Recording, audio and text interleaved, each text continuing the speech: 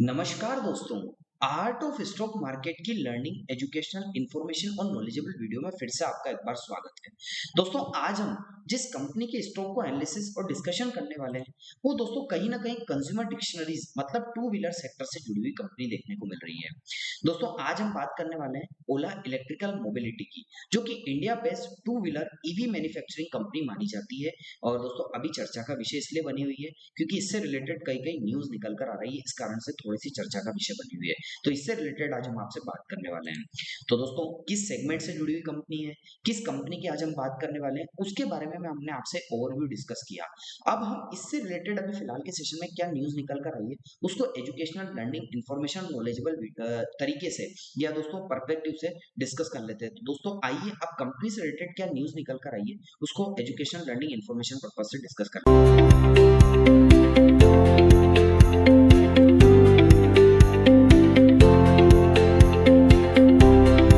तो दोस्तों मैं कंपनी के फिलहाल के सेशन में न्यूज को डिस्कस करने के लिए दोस्तों अभी न्यूज पर आ चुका हूं और आपको देखने को मिलेगा कि फिलहाल के सेशन में न्यूज निकल कर आई कि दोस्तों ओला इलेक्ट्रिकल के शेयर में तेजी के बारे में वापस से न्यूज आई है। अभी 2 से 3 दिन पहले जब हमने डिस्कस किया था थोड़ा सा शेयर नीचे डाउन हुआ था, लेकिन अभी न्यूज निकल कर आई कि ओला इलेक्ट्रिकल के शेयर में फिर से तेजी आई है और सोमवार को कंपनी के शेयर करीब 4.60% की बढ़त के साथ देखने को मिले हैं।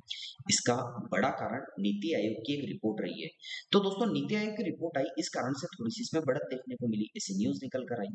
शेयर प्राइस अपडेट की बात करें तो ओला इलेक्ट्रिकल के शेयर 4.7% चढ़कर करीब 49.40 रुपए के लेवल पर पहुंच गए हैं। निवेशकों के बीच यह पॉजिटिव सेंटीमेंट इसलिए आया है क्योंकि NITI Aayog electrical two wheeler कंपनियों के एक साथ हाई लेवल मीटिंग करने वाली है। तो दोस्तों ये अपग्रेडेशन रिसर्च एंड डेवलपमेंट्स के लिए कंपनी के हाई लेवल मीटिंग करने वाली है, जिससे कि और अच्छे से अच्छा दोस्तों रिसर्च एंड डेवलपमेंट के बाद कंपनी जो ईवी सेक्टर्स में परफेक्शन आ सके। नीति आयोग की रिपोर्ट और मीटिंग में क्या बात हुई है दोस्तों? रिपोर्ट्स के अनुसार नीति आयोग के अधिकारी देश की प्रमुख टू व्हीलर कंपनी जैसे Hero MotoCorp, TVS motor, Bajaj auto, Ola electricals, एथर्स, रेवॉल्ट्स के प्रतिनिधियों से मुलाकात करेंगे। इस मीटिंग में चर्चा होगी कि भारत में इलेक्ट्रिकल मोटरसाइकिल और स्कूटर्स की बिक्री को कैसे तेज किया जा सके। दोस्तों इलेक्ट्रिकल व्हीकल है उसमें कोई कमी नहीं है, लेकिन सबसे बड़ा जो इसके लिए ड्रॉबैक निकल कर आ रहा है वो दोस्तों इसके लिए होता है चार्जिंग स्टेशन।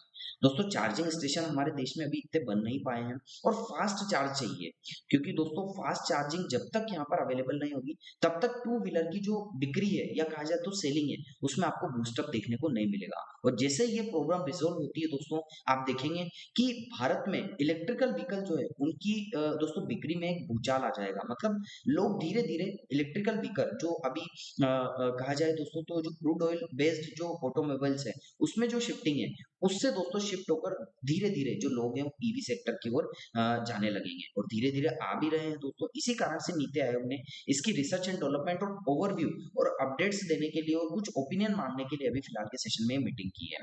दोस्तों ईवी सेक्टर का क्या अनुमान है? मौजूदा समय में टू व्हीलर्स मार्केट एक तिहाई हिस्सा स्कूटर्स का है। इसमें ईवी स्कूटर की हिस्सेदारी लगभग 15% है। सरकार का अनुमान है कि 2030 तक ईवी स्कूटर जो इलेक्ट्रिकल व्हीलर स्कूटर्स मोटरसाइकिल या फोर व्हीलर भी है उनकी बिक्री 80% तक पहुंच सकती है। ऐसा गवर्नमेंट एक्सपेक्ट कर रही है और प्रिडिक्ट कर रही है। हालांकि इलेक्ट्रॉनिक मोटरसाइकिल्स का हिस्सा सिर्फ 10% ही रहने की संभावना जताई जा रही है।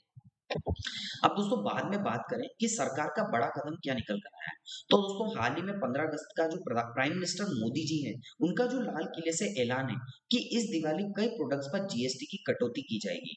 अगर सरकार पेट्रोल डीजल कारों और 28% से घटकर 18% की जीएसटी कर देती है तो इसका असर ईवी सेक्टर पर भी देखने को मिल सकता है, क्योंकि इसमें ईवी और पेट्रोल डीजल गाड़ियों की कीमतों का अंतर कम हो जाएगा जो कि अभी काफी बना हुआ है।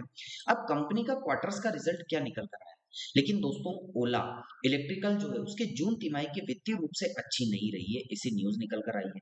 कंपनी का नेट लॉस 428 करोड़ रुपए रहा है जो कि पिछले साल 23% ज्यादा है। वहीं कंपनी का EBITDA earning before income and tax ratio की बात करें तो 237 करोड़ रुपए के आसपास रहा है। अब दोस्तों कंक्लूजन कंपनी में न्यूज का निकल कर आता है कि कुल मिलाकर एक तरफ कंपनी के जो फाइनेंशियल्स है रिजल्ट्स है वो थोड़े से भले ही कमजोर रहे, लेकिन दूसरी तरफ नीति आयोग की जो पहल है और सरकार की जो पॉलिसी सपोर्ट है उसकी वजह से ईवी सेक्टर खासकर ओला इलेक्ट्रिकल्स और अन्य जो कंपनियां हैं उसमें थोड़ा सा पॉजिटिव सेंटीमेंट देखने को मिला है, क्योंकि गवर्नमेंट भी काफी ज्यादा प्रमोट करती हुई देखने को मिल रही है इलेक्ट्रिकल व्हीकल को और ईवी सेक्टर को, क्योंकि क्योंकि दोस्तों रिन्यूएबल सेक्टर की तरफ गवर्नमेंट का काफी ज्यादा बल है, अलग अलग सब्सिडीज योजनाएं गवर्नमेंट चला रही है। आपका क्या मानना है, आने वाले समय में ओला इलेक्ट्रिकल के शेयर और ईवी सेक्टर को कितना ज्यादा फायदा हो सकता है? कमेंट सेक्शन में हमें जरूर बताइएगा।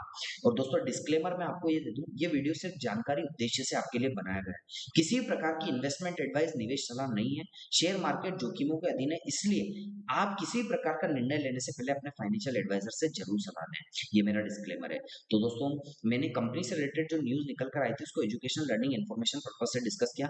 अब हम कंपनी से रिलेटेड अभी फिलहाल के सेशन में क्या टेक्निकल एनालिसिस है, टेक्निकल चार्ट है, उसको एजुकेशन नॉलेज इन्फॉर्मेशन पर्पज से डिस्कस।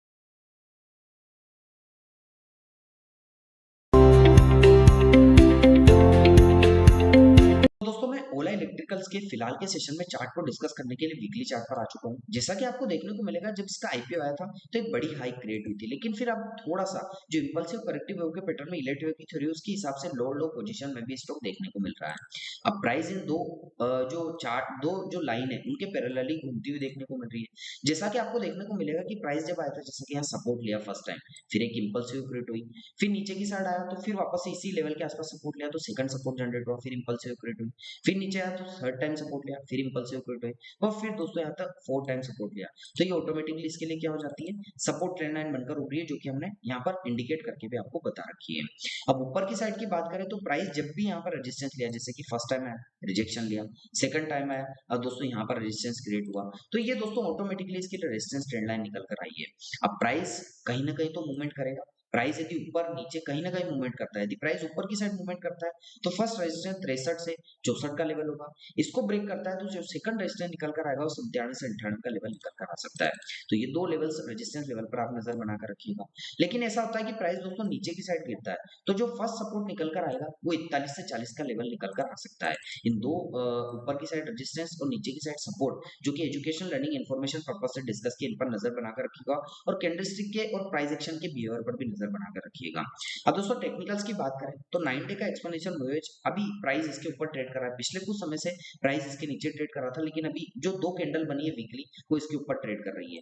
50 डे का एक्सपोनेंशियल मूवमेंट अभी अनअवेलेबल है, लेकिन वॉल्यूम्स को आइडेंटिफाई करें तो वॉल्यूम्स पिछले कुछ समय में सेलर्स का डोमिनेशन देखने को मिल रहा था, लेकिन अचानक से पिछले दोस्तों कहा जाए तो 1 से 1.5 महीने से थोड़ा सा वॉल्यूम्स यहाँ पर कहा जाए तो बायर्स का इंक्रीज होते हुए देखने को मिला है, ऐसा यहाँ पर वॉल्यूम्स इंडिकेट कर रहा है। तो इस पर भी आप नजर बनाकर रखिएगा, जिसको हमने नॉलेजेबल इन्फॉर्मेशन और लर्निंग पर्पज से डिस्कस किया है।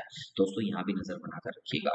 तो दोस्तों कैसा लगा आपको मेरा न्यूज टेक्निकल और कुछ जो कंपनी से रिलेटेड ओवरव्यू का एनालिसिस वीडियो? दोस्तों आपको अच्छा लगा तो आप चैनल को जरूर सब्सक्राइब कीजिएगा, लाइक कीजिएगा, शेयर कीजिएगा। और आपको लगता है कि हमारे द्वारा बनाई गई वीडियो में कोई कमी है तो कमेंट सेक्शन में मेंशन करके जरूर बता दीजिएगा, ताकि आगे आने वाली इंफॉर्मेटिव लर्निंग एजुकेशनल और नॉलेजेबल वीडियो में और अच्छे से अच्छा रिसर्च एंड डेवलपमेंट के साथ कंटेंट आपको डिलीवर कर सके, ताकि और परफेक्शन के साथ दोस्तों आपके नॉलेज आपके पास पहुंच सके। और नॉलेज आपको दोस्तों अच्छा लगे तो एक ही निवेदन है, सब्सक्राइब करना मत भूलिएगा और शेयर करना मत भूलिएगा। मिलता हूं दोस्तों अगले दिन अगली नई स्टॉक मार्केट की एक काफी amazing knowledgeable information learning video के साथ। तब तक के लिए आप लोगों से इजाजत चाहता हूं। जय हिंद, जय भारत।